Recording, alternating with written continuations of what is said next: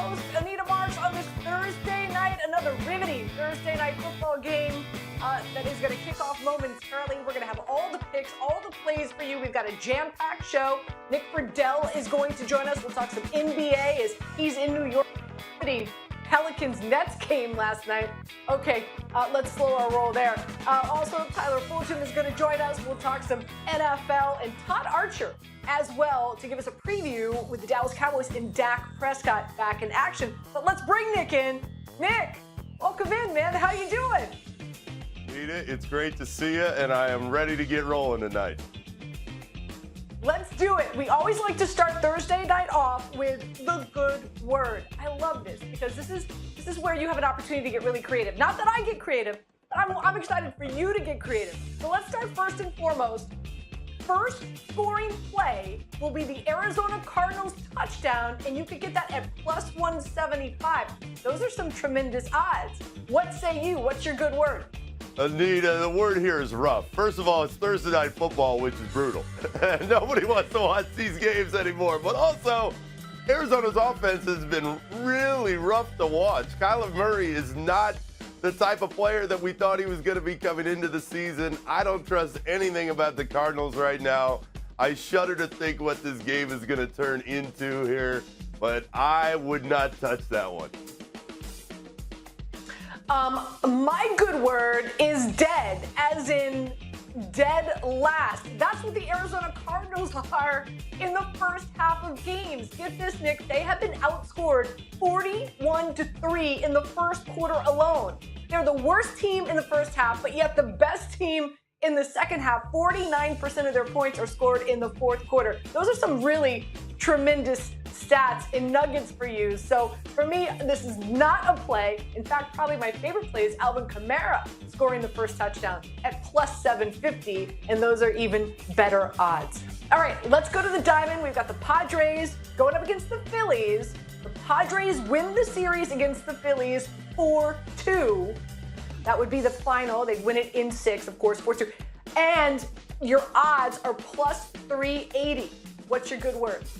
Anita, I know the odds look good, but I'm going with Schwarbaum here. I've watched this in Chicago. When he gets rolling, the rest of the offense seems to follow. Phillies pitching has been really, really good so far in the postseason. I know they had a little bit of a meltdown the other day, but I still think the Phillies will come out on top. I think Schwarber's rolling. He has found his stroke. And once that happens, everybody else seems to fall in line.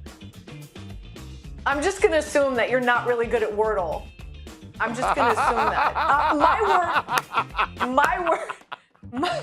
Which I'm addicted by. It's the first thing I do before I even brush my teeth in the morning. My good word is why, as in, why not? Listen, this Phillies team, they squandered an opportunity to beat the Padres last night with their ace, Nola, on the bump, allowing the Padres to come back down 4-0 in the second. Man, so now they're coming in with all the momentum. Suarez, not so hot this season. Meanwhile, the Padres, Machado, man, he can make a great case for winning the MVP in the National League.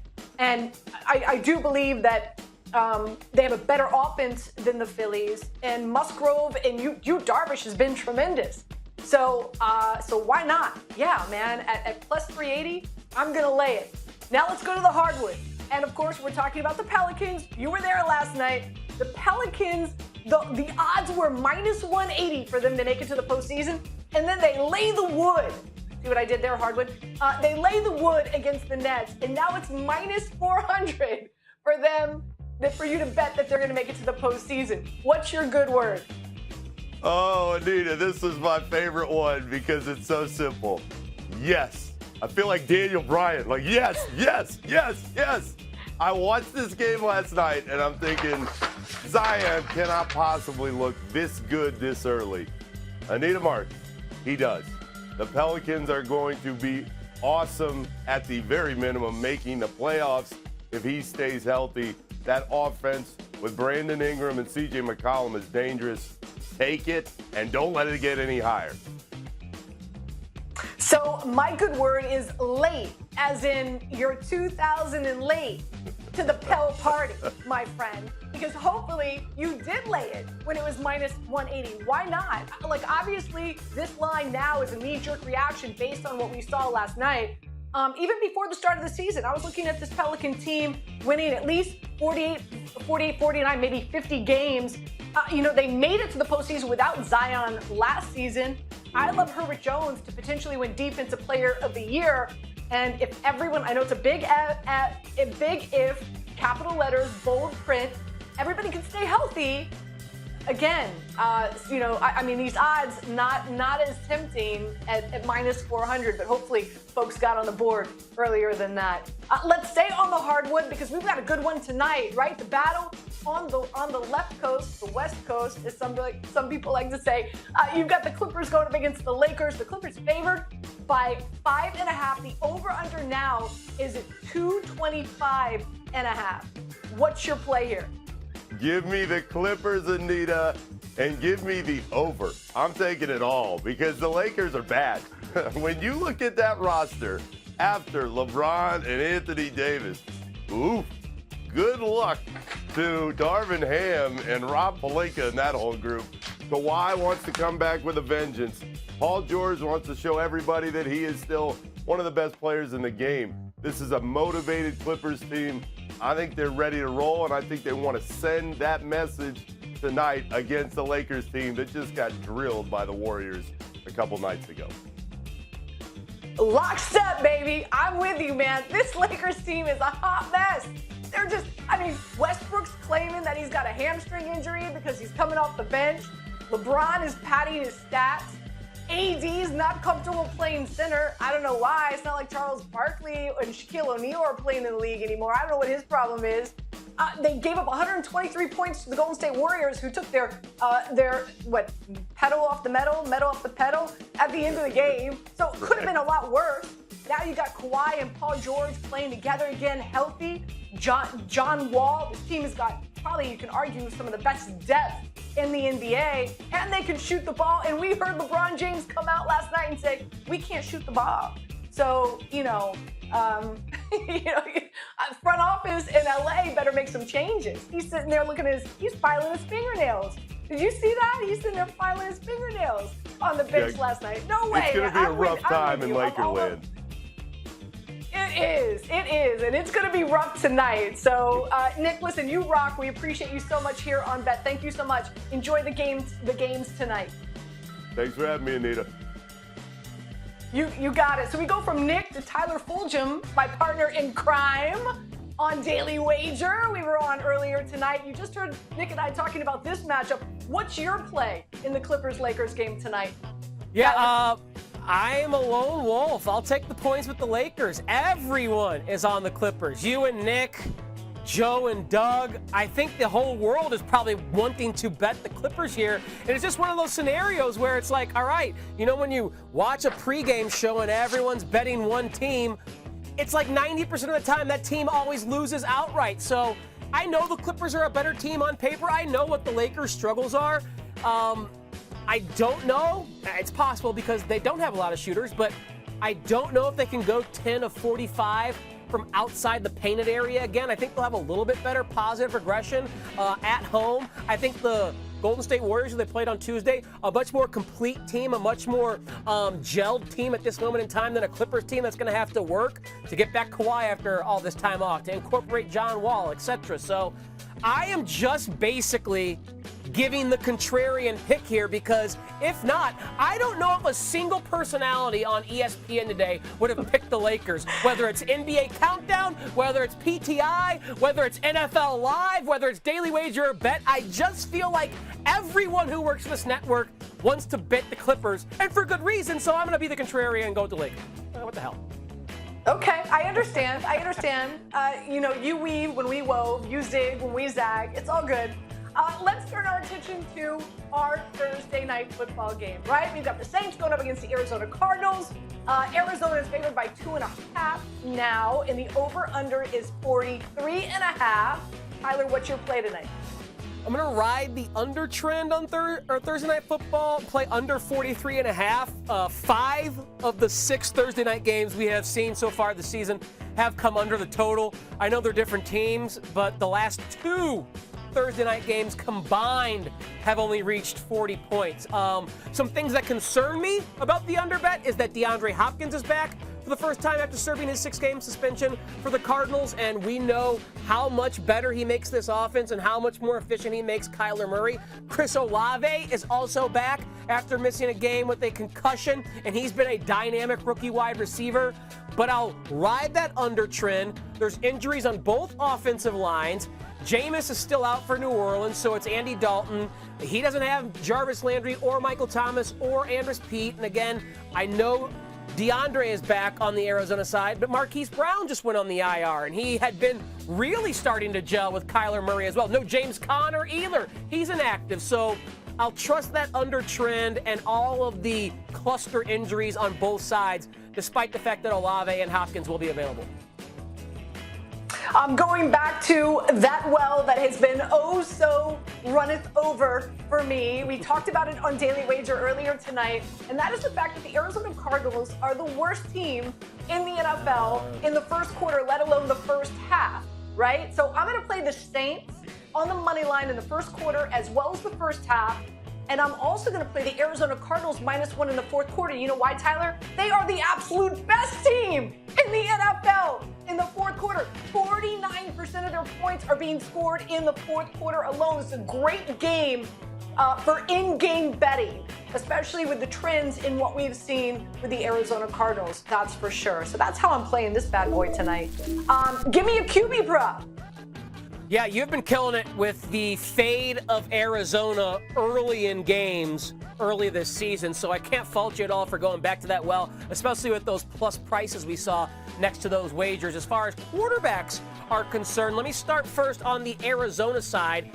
I do think it's an under environment, and I'm going to play Kyler Murray under 35.5 yards for his longest pass completion. Now, Anita, I went back and looked at every single game played so far, and again, those first 6 were without DeAndre Hopkins, and they did just trade for Robbie Anderson as a deep threat. But the longest pass play of any game this season for the Arizona Cardinals is 32 yards. They haven't had one single pass play go over 35.5 yards. I know the circumstances are a little different now, but again, there's injuries on the offensive line. With Justin Pugh and Rodney Hudson, that is going to make Kyler have to get rid of the ball a little more quickly, not allow those routes to develop downfield. So I'll trust something that if this has been the line for every game, you're 6-0, betting the under 35.5. Longest completion for Kyler Murray and the Cardinals. Their offense is more horizontal than it is vertical, Anita. So I'll play into that with this prop here. So my QB prop bet is not going to coincide with yours, unfortunately, because I'm going to go Murray over 240.5 passing yards. This Saints team, they are dead last in pressure rate. Dead last. He's going to be able to sit back there, maybe bake some s'mores. That's what he's into. I don't know. They have the 21 ranked pass defense, okay? And now, again, you've got Hopkins. Yeah, it's going to take a minute for that to gel. But like I said, man, I see this team. I'm thinking game script. I'm thinking the Saints are going to go up early, and you're going to see Murray really unleash it in the second half and unleash it to Hopkins. I love Rondell Moore. Tonight, I talked about it earlier on Daily Wager. And, of course, they've got Zach Ertz. So I'm going over passing yards for Murray. So with that being said, let's talk about some of the other prop bets out there that we can dabble in. What are you playing? Yeah, well, hopefully Murray gets over that passing yardage prop, but it's with a bunch of dink and dunk stuff, and he throws the ball 45, 50 times, so we're both the winner there. I'll go to the quarterback on the other side. We mentioned it's Andy Dalton again, with Jameis Winston still on the shelf, and I'll play Dalton under 219.5 passing yards. If you look at Arizona's pass defense this season, Anita, they've been pretty good. Patrick Mahomes lit him up in week 1. Okay, he threw for like 360 yards. Okay, but that's Patrick Mahomes. All 5 quarterbacks that have played the Arizona defense since week 1 have gone under their passing total. That's Derek Carr, that's Matthew Stafford, that's Jalen Hurts. Now, there's some bad quarterbacks in there like Baker Mayfield, but his prop is set down at like 205 yards, and he still was held under that. So 5 straight QBs have gone under their passing yardage prop against this Arizona defense. They've been a good defense against the pass, and with Jarvis Landry and Michael Thomas out, and with some injuries on that offensive line, I think the Saints would be wise to try and turn the ball over as often as they can to Alvin Kamara, or turn and hand it to him, I should say, as often as they can, and limit those throwing opportunities for Andy Dalton. Even if he does throw it, he doesn't really like to throw deep. His average depth of target is usually pretty close to the line of scrimmage. He's not someone who's very risky pressing the ball vertically down the field. Even if Chris Olave is back, I expect a lot of stuff close to the line of scrimmage. I'm going under with Andy Dalton. Okay, so you know how I roll. So buckle up, relax, take notes. I'm wearing the Rondell Moore shirt for a reason. As you know, it's my favorite bet out there, over receiving yards. He played 99% of the snaps last week, and even though Hopkins is back, Hollywood Brown is out. 10 targets he's been averaging, and also the Saints, no bueno, Tyler, against slot wide receivers. He runs out of the slot a lot. Slot wide receivers have a 70% catch rate. Other plays I'm making, Taysom Hill, over rushing yards and anytime touchdown. Why not? How many skilled position players are the Saints going to have? Not many. And especially with Andy Dalton quarterbacking, I expect Taysom Hill to be a big part of that offensive game plan. Olave back in action, getting anywhere between 25 to 32% of the target share. He's got 26 targets, 14 catches, and 247 yards on the season. And Alvin Kamara, over receptions, he's averaging 70% of the touches, also 30% of the target share. He put up 194 and 124 total yards the last 2 weeks. And again, with Michael Thomas out and Jarvis Landry out, really, it's going to come down to Olave and Kamara, as well as sprinkle in Taysom Hill with Andy Dalton at quarterback. So over. I know I'm the over queen, but over on all of those. So this is how. I had one Tyler of those. and I are. No, I can't. I call you the over queen, but I had one of those as well. I do think Alvin Kamara, he leads the team in targets and catches. He's got 15 targets and 12 catches, 6 per game with Andy Dalton. Like I said, Dalton doesn't push it vertically. He'll dump it to Kamara, so that's one I for certain like on your card of overs for Thursday night. So pretty much what I did is I just took the skill position players that I think are going to have big nights. Yeah. And I'm rolling with it. Before we let you go, let's talk some college football. Maybe the slate not as exciting as last week, but somewhat exciting. What's your favorite play heading into Saturday? All right, I am going to take an over in college football. And when I think of overs in college football, Anita, what conference do you think of? You think of the Big 12. They play a lot of offense. They don't play a lot of defense. So I'm going to this Texas-Oklahoma State matchup. Oklahoma State, let's talk about them first and foremost. Coming off that crazy game against TCU, emotionally draining. A lot of offense in that game, a lot of points. Defense might be a little tired. And on the other side, Steve Sarkisian's bunch has their offense fully formed again. Quinn Ewers back under center. Bijan Robinson is a beast. We know Texas can score. And that Oklahoma State defense, not what it was a season ago. Defensive coordinator gone, and they have given up a lot of points. So Texas has played a few under games, which concerns me a little bit. But with this game being in Oklahoma State, I think the Cowboys can push it, can press it. It's 61, which is kind of modest in today's Big 12 and today's college football. I'm going to go over there as my favorite college football bet. I hope they light up the scoreboard, those Longhorns and those Cowboys. Well, that's actually Texas Tech, so ignore that. You got to go Longhorns. Even though as a Mizzou guy, I kind of do Longhorns down, sorry. But hopefully the Longhorns and the Cowboys light up the scoreboard on Saturday in Stillwater. Ricky Williams would be very disappointed in me. I have the same.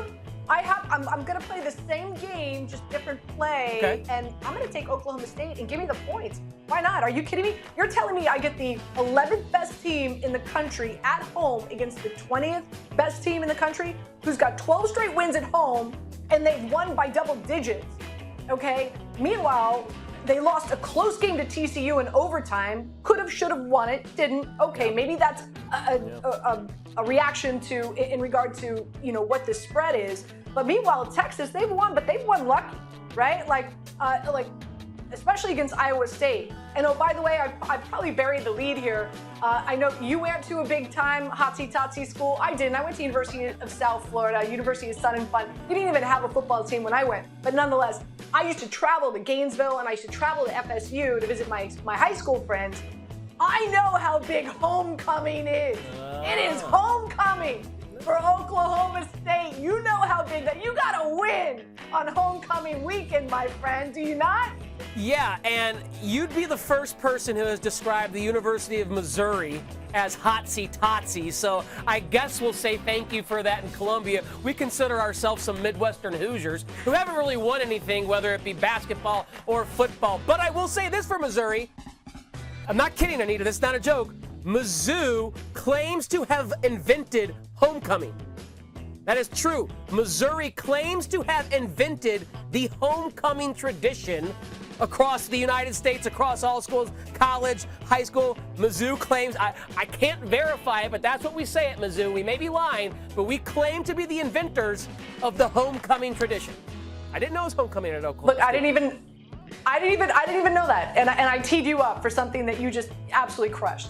Tyler, you know I adore you, my friend. Enjoy the games tonight. Will do, Anita. You got it. All right, we goes from Tyler to Todd Archer. Let's talk some Dallas. How about them Cowboys, right? What did Nick Sirianni say this past week? How about those Eagles? Oh, he been trolling. Nick Sirianni is trolling, Todd. But let's talk about this Dallas Cowboys team getting ready to take on the Detroit Lions. And the big news, of course, is Dak Prescott announced that he is going to play. So with that being said, should we expect a pitch count for Dak coming back his first game? No, I think it's full Dak. And look, he was on the field last Saturday as the scout team quarterback. Ezekiel Elliott said he saw him tearing up the Cowboys defense pretty good. He was out there Sunday night before they played the Eagles, a 50-pass session, looked really good. Took Monday off. Tuesday, did some more throwing, looked good. Wednesday was a full participant in practice, 40 throws after practice. And then Thursday, a full participant, doing everything. And he said after the practice, there's no limitations for him. Now, that doesn't mean you're going to come out and chuck it around 60 times this week against the Lions. That's not how the Cowboys want to play. But I do find it interesting. The last time Mike McCarthy has had a quarterback coming off a long layoff with injury, 2013, Aaron Rodgers came back through 39 passes in the game. That was his third most passes that season. 2017, he came back after a long layoff, threw 45 passes. That was his second most passes he threw. Now, those Packers were in win or else situations. These Cowboys at 4-2, not in the same situation as those teams. They can ease Dak into it, but I don't think you'll see the Cowboys taking it easy on him as he plays the Lions in his first game in 6 weeks. I don't always like to assume because we know what happens when you assume, but should one assume that because it's Dak's first game back, that maybe they're going to rely on the rush more than normal with Ezekiel Elliott and Tony Pollard in that backfield? What can we expect with their rushing attack? Well, that's how they want to play anyway. And that was their plan coming into the season. Remember, they traded Amari Cooper. They were unable to re-sign Cedric Wilson. They didn't find a huge replacement in free agency or the draft. So they wanted to play to their strength, play to their defense, and that is with the run game. And you look at their 4 wins in 5 games, it's been with a really good run game with Ezekiel Elliott pounding them and Tony Pollard getting out wide and hitting some big plays. So that's how the Cowboys want to play. I don't, when you're facing the Lions defense, not very good, right? 32nd, I believe, against the run. Now, Elliott said he doesn't see a defense that looks like that. Zach Martin telling me today that he sees a defense that's going to throw out everything at them coming off the bye. So they're ready for everything from the Lions defense, but they want to run the ball whether they're playing the first-ranked defense or the last-ranked defense. Todd, just out of curiosity, right? This is a Cowboys team. They're taking on the Lions now. They got the Bears. And then that's going into their bye week, right? Let's just say, hypothetically speaking, Cooper Rush hadn't kept this team active and attractive and in the playoff hunt. Do you think the Cowboys would have just waited 3 more weeks and brought Dak back in after the bye week? Do you think because they're relevant and they're in this chase, he's back now? I see what you're doing. You're trying to channel Jerry Jones and trying to get a quarterback controversy going if he had won these games and just keep the hot hand in there. I see what you're trying to do. But no, this was Dak's team. He was, as soon as he was healthy, he was going to play. In fact, he told us today that after his throwing session in Philadelphia, that was kind of the first time he said, I wish I was active in this one. I might have been able to help out, for the first time after that surgery. But I don't think you would have seen the Cowboys stick with Cooper Rush because it was the Lions, because it was the Bears. It was get Dak Prescott back as soon as possible because remember, as good as the Cowboys have played, as good as Cooper Rush has done, they scored more than 24 points one time with him as their quarterback. In 2016, the last time we saw this quarterback controversy with Dak and Romo, Dak's offense scored 24 points in 10 of the 11 games they won in a row. So this wasn't that offense from back in the day. They want to get Dak Prescott, get him up to speed, and get him ready for not only the Lions, the Bears, oh, by the way, Mike McCarthy's return to the Packers, and then the Vikings. That was playing 4 straight NFC North games. McCarthy thought he left that division a while ago. Todd, thank you so much for joining us. Great insight. Really do appreciate your time. Enjoy the game. You got it. Thank you. All right, let's head back to the Diamond, which, by the way, the Yankees game going on right now with the Astros. No score yet in that matchup. Don't forget, tomorrow we've got the Phillies and the Padres. So let's check in with Zubin and our Baseball Tonight crew with a little preview for Friday's game. And welcome inside the Baseball Tonight studio with Todd Frazier and Tim Kirkchin. I'm Zubin Mehenti getting you set for Game 3 of the National League Championship Series between the Padres and the Phillies as the scene will shift to Philly on Friday night. How do you see the series now? It's essentially best of 5. Yeah, I see an electric crowd first and foremost, and I'm going to see if the Padres can come to play in Philadelphia. They did well in their last game, but we'll see if Harper and the crew can do what they do best. They got hot bats right now. We'll see how it goes that way. So I covered Game 3 and 4 between the Braves and the Phillies. And that Game 3, the first playoff game in Philadelphia in 11 years, I'm not sure I've seen a louder outdoor crowd in my entire life. That's how crazy those Philly fans were. And Rob Thompson, the manager of the Phillies, told me, he said, I've never seen a crowd that was standing from the first pitch until the last pitch and completely in it. And, of course, the Phillies won both of those games against the Braves, and the crowd had something to do with it. I expect it to be just as wild in Game 3 in Philadelphia. What do you say about the way the bottom of the Padres order has produced in this series? They obviously made a huge run second half of the season to pick up some big names that certainly have borne fruit so far in the series. But the bottom third of their order, we talk about Philly mashing. San Diego's bottom third has done it. Yeah, we talk about Machado and Soto, who are at the top of the lineup, but seeing the bottom of the lineup come in, that's pretty impressive. They're going to need to hit on all cylinders, top and bottom, and a little pitching coming through. But it is exciting to see that in a second. Right, and Ranger Suarez of the Phillies has to be better than he was in Game 1 against the Braves. Even though he only gave up 1 run, he was all over the place, walking people. But he's a very good pitcher. He had a good year, and he might be the best fielding pitcher in the major league. So anything back through the box, he's going to snatch it. Something to keep an eye on. First pitch, 7:37 p.m. Eastern Friday, where you can bank on a raucous atmosphere, as both guys said, at the bank. All right, thank you, gentlemen. Really do appreciate it. And it's about that time we end the show, so it's time for Before I Let You Go. It's my play in this matchup, the Phillies against the Padres. I'm taking the Padres on the money line for a number of reasons. Momentum, right? Now they were able to tie up the series 1-1.